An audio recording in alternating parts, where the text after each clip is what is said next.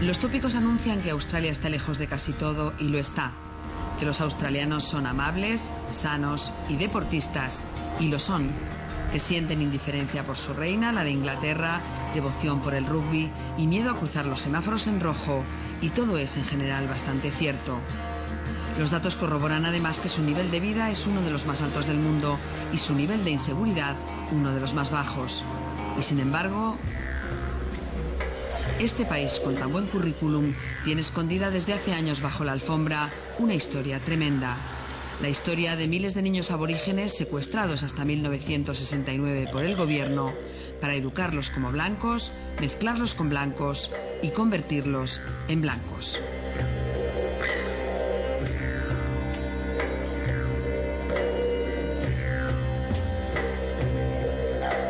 El Centro para Niñas Cootamundra abrió en 1911 y fue el primero en poner en marcha lo que el gobierno llamó políticas de asimilación.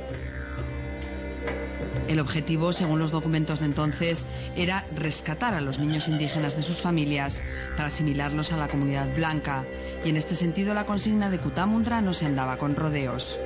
Piensa como un blanco, parécete a un blanco y actúa como un blanco. Era lo primero que aprendían las niñas al llegar y nunca han podido olvidarlo.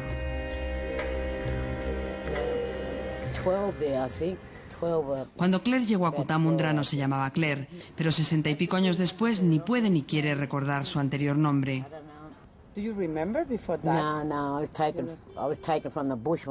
Solo recuerda que se la llevaron de su aldea cuando era muy pequeña y que en Cootamundra fue feliz por última vez. Luego la entregaron a sus padres adoptivos. Llegué a la casa en 1960 y vi que yo no le importaba a mi madre. No puedo decir más porque es muy triste. Me escapé de casa varias veces. Mi madre nunca me trató bien. Ella me trataba mal. Ella nunca me dijo nada sobre la vida. Nunca conocí a mi gente, de dónde vengo. No lo sé.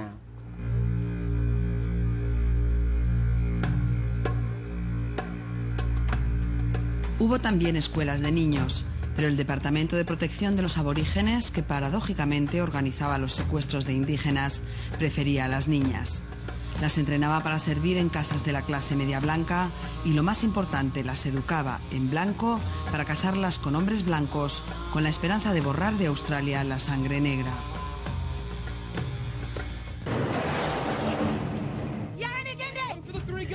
Cuando hace 7 años la película Rabbit Proof Fence empezó a quitarle a la generación robada las telarañas del olvido, los australianos conocieron los detalles de un informe de 1997 al que casi nadie había prestado atención. El informe, Devolverles su hogar, revela, por ejemplo, que los responsables de las políticas de asimilación estaban convencidos de que en 2 generaciones los negros podrían desaparecer de Australia si todas las aborígenes tenían hijos con blancos. Half-blood grandmother, quadroon daughter, octoroon grandson. Es la historia de Deborah Hawking, de su abuela casada con un blanco, de su madre casada también con blanco y de una niña rubia y de ojos azules a la que le rompieron la vida.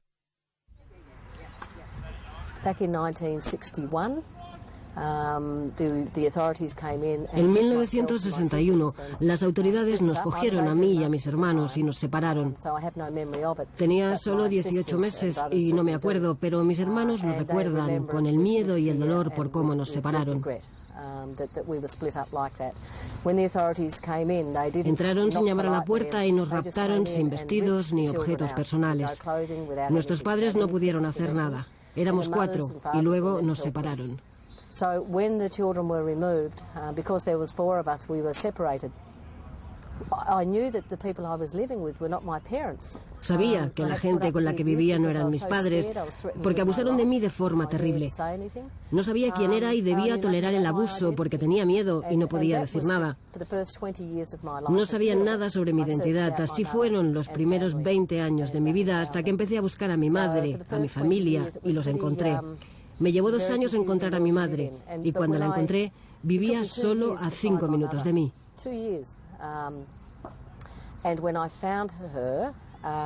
She only lived 5 minutes away from where I was living. Casi todas las familias aborígenes australianas conviven con recuerdos parecidos, teniendo en cuenta que las autoridades se llevaron hasta 1969, hace solo 39 años, a unos 150.000 niños. Algunos han vivido para ver algo con lo que ya no contaban. A un primer ministro australiano pidiendo perdón en nombre de su gobierno y, mucho más importante, de todos los anteriores. Por el daño, el sufrimiento y el dolor de estas generaciones perdidas, sus descendientes, y por las familias que dejaron detrás, pedimos perdón.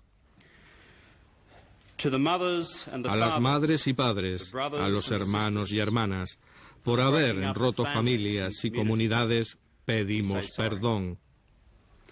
Y por la indignidad y la degradación que hemos infligido a un pueblo orgulloso y a su cultura, pedimos perdón. Fue el 13 de febrero de este año. El laborista Kevin Rudd acababa de cumplir 3 meses después de ganar las elecciones una promesa electoral: curar las heridas de una parte de los australianos, o al menos intentarlo. Nos pidió perdón y todos nos pusimos a llorar. No fui solo yo la que lloraba.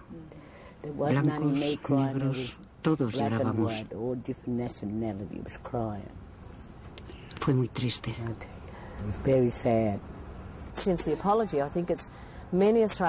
Tras el perdón, muchos australianos han empezado a ser conscientes de lo que estaba pasando. Han pensado, espera, el primer ministro ha pedido perdón, nuestro jefe nos quiere decir algo. Ha sido bueno porque al pedir perdón nuestro primer ministro ha mirado de frente a este problema y ya no es algo oculto. Hemos empezado a hablar. La disculpa nacional fue importante porque durante mucho tiempo el primer ministro anterior se había negado a pedir perdón. Pero ahora hay que hacer algo más. Estamos recogiendo información para que las familias tracen su árbol genealógico y así obtener un sentido de identidad.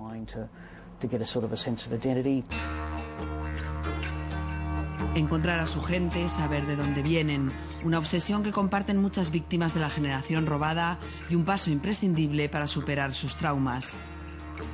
A Larissa le ha ayudado escribir la historia de su abuela secuestrada porque todavía le hace daño.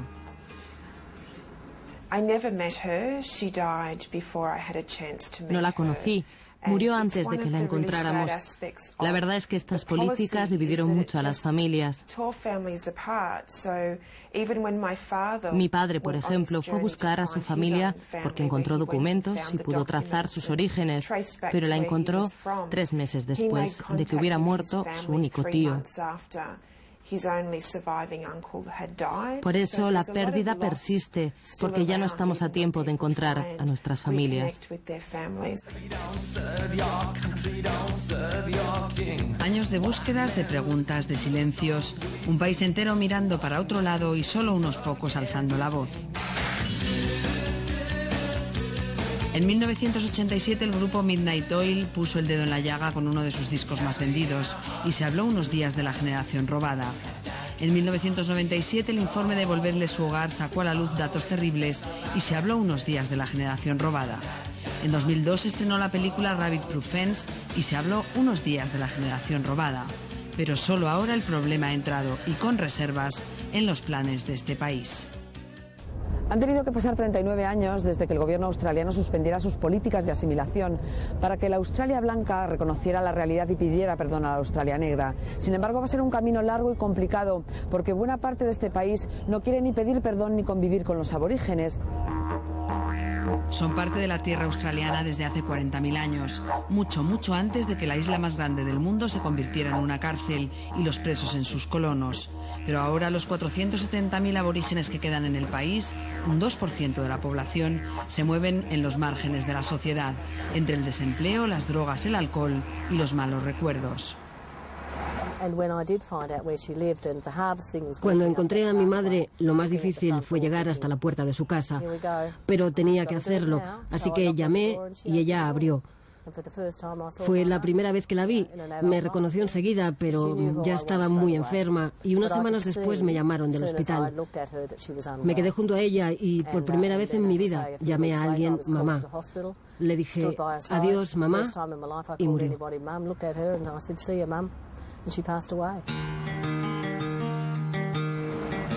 En el muro de bienvenida de la bahía de Sídney hay hueco para muchas historias personales y ni un solo testimonio del dolor de los aborígenes. Sin embargo, el 12 de junio pasado, Canadá pidió perdón por haber robado miles de niños indígenas. Y los aborígenes australianos quieren creer que su gesto se ha hecho un hueco en la historia de todos.